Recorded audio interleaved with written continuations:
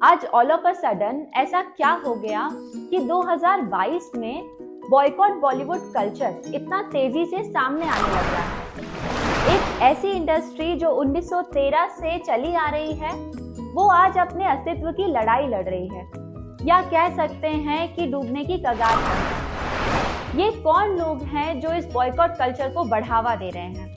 ये किसे फायदा पहुंचा रहे हैं? अगर आने वाले समय में ये कल्चर जारी रहा तो लाखों लोगों की नौकरियां जाएंगी और करोड़ों का नुकसान होगा इंडियन गवर्नमेंट को। अगर इस देश में ऑलरेडी सेंसर बोर्ड या गवर्नेंस है तो इन लोगों को इतना बढ़ावा क्यों? हमारी सोसाइटी के इन्फ्लुएंसर्स को भी ये सोचना चाहिए कि आपकी बातें करोड़ों लोगों तक पहुंच रही हैं, तो आपको सोच समझकर बयान देना या लिखना चाहिए। वीडियो में आगे बढ़ने से पहले अगर आप हमारे चैनल पर नए हैं और अभी तक आपने हमारे चैनल को सब्सक्राइब नहीं किया है तो प्लीज चैनल को सब्सक्राइब जरूर करें। आज बात बॉलीवुड की, आज बात बॉयकॉट बॉलीवुड के पनपते हुए कल्चर की। क्या आपको पता है साल 2022 में ट्विटर के ट्रेंडिंग हैशटैग्स में से एक हैशटैग था बॉयकॉट बॉलीवुड। ये मोस्ट ट्रेंडिंग हैशटैग्स में से एक था जिसने अच्छे नामचीन एक्टर्स को भी प्रॉब्लम में डाल दिया। इस साल बहुत सारी फिल्म्स को हैशटैग बॉयकॉट बॉलीवुड का सामना करना पड़ा। और मजे की बात तो ये है कि जो मूवीज रिलीज हो गई वो तो इस लिस्ट में थी ही, इसके अलावा जो मूवीज रिलीज नहीं हुई हैं उनके भी नाम इस लिस्ट में शामिल होने लग गए थे। अब इस बॉयकॉट कल्चर के शुरू होने के बहुत सारे कारण हैं, जिसमें कभी किसी के किए हुए कमेंट से भावनाएं आहत हो जाती हैं, तो कभी किसी मूवी के पुराने कोई सीन से कुछ लोगों को इशू होता है एंड 10 साल बाद वो उनको याद आता है और वो उस एक्टर या एक्ट्रेस का विरोध करने लग जाते हैं। इस साल 7 से ज्यादा बिग बजट मूवीज पर अभी तक बॉयकॉट का ठप्पा लग चुका है, जिसमें लाल सिंह चड्ढा का नाम सबसे ऊपर है।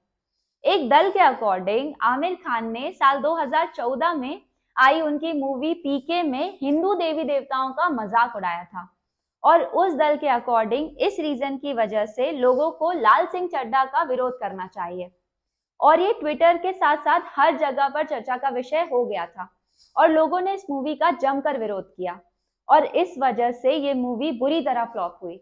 दूसरी मूवी है जो इन आंदोलनकारियों की रडार पर आई, वो एक emotional comedy movie Akshay Kumar की रक्षाबंधन, जिसको बॉयकॉट करने का कारण बताया गया कि अक्षय कुमार ने सनातन धर्म का मजाक उड़ाया है और फिल्म की डायरेक्टर कनिका ढिल्लों ने गौ माता, हिजाब कंट्रोवर्सी और धार्मिक दंगों के ऊपर बयानबाजी की थी, जिसकी वजह से इस मूवी को भी इस विरोध का सामना करना पड़ा और ये मूवी भी बुरी तरह फ्लॉप हो गई। हाल ही में सबसे रीसेंट एग्जाम्पल सामने आया रणबीर कपूर और आलिया भट्ट की मूवी ब्रह्मास्त्र के रूप में, जिसमें रणबीर कपूर ने कभी किसी इंटरव्यू में बीफ को अपनी पसंद बताया था और आलिया भट्ट के धार्मिक बयानों की वजह से इस मूवी को भी विरोध का सामना करना पड़ा और इस मूवी का भी थिएटर्स में हर्ष बुरा हुआ और ये मूवी भी फ्लॉप हो गई।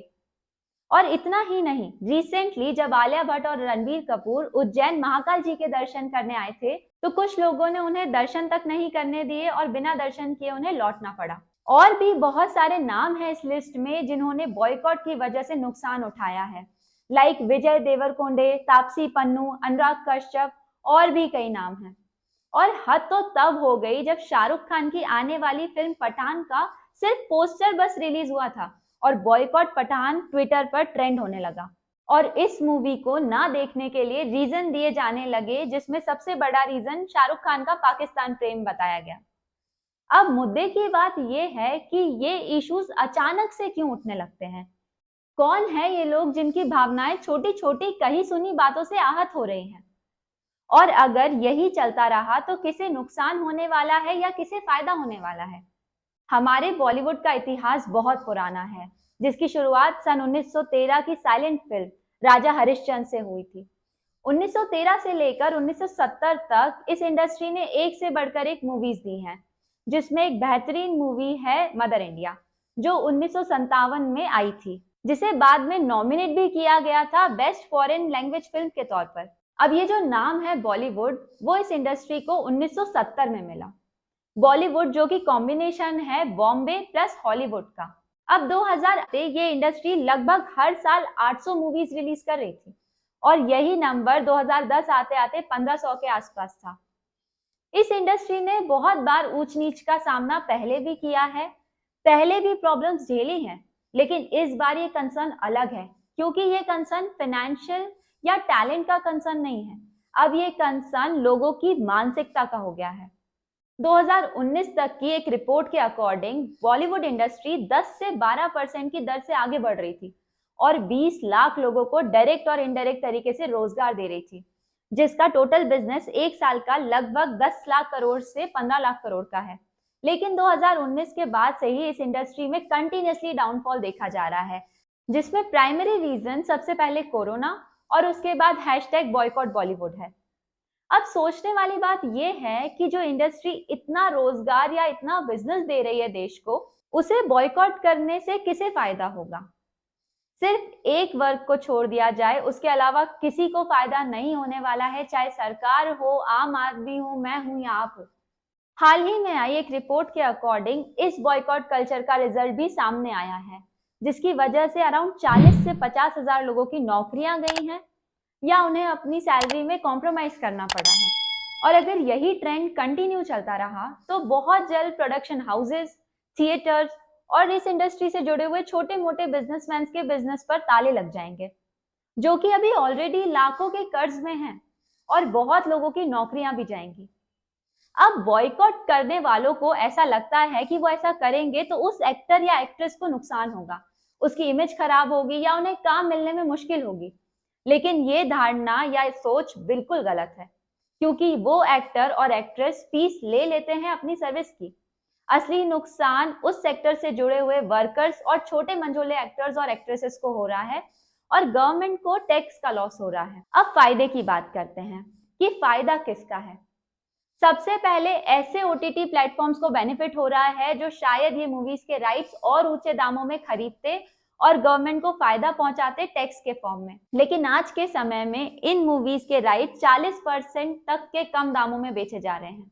हाल ही का एक एग्जाम्पल है लाल सिंह चड्ढा का, जिसकी प्रिडिक्शन थी 200 करोड़ में राइट्स बेचने के लिए नेटफ्लिक्स को, लेकिन 50% से भी कम में इसने अपने राइट्स बेचे हैं। कहा जा सकता है कि हम जाने अनजाने में पूंजीवाद कल्चर को बढ़ावा दे रहे हैं, जिसका मतलब है अमीर और अमीर होता जाएगा और गरीब होता जाएगा।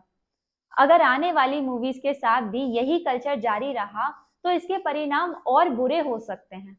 जैसा कि अभी सुनने में आ रहा है कि अक्षय कुमार की मूवी राम सेतु को भी बॉयकॉट करने का प्लान चल रहा है, जिसका रीजन हमारे धर्म से जुड़ी चीजों को तोड़ मरोड़ कर पेश करना कहा जा रहा है, जिसकी वजह से ये मूवी भी बॉयकॉट लिस्ट में शामिल हो सकती है। अब सोचने वाली बात यह है कि जिस देश में ऑलरेडी सेंसर बोर्ड और गवर्नेंस है प्रतिबंध लगाने या एक्शन लेने के लिए, तो ये लोग कौन हैं जो बॉयकॉट कल्चर को प्रमोट कर रहे हैं या अपना रहे हैं, और गवर्नमेंट इसमें हस्तक्षेप क्यों नहीं कर रही है?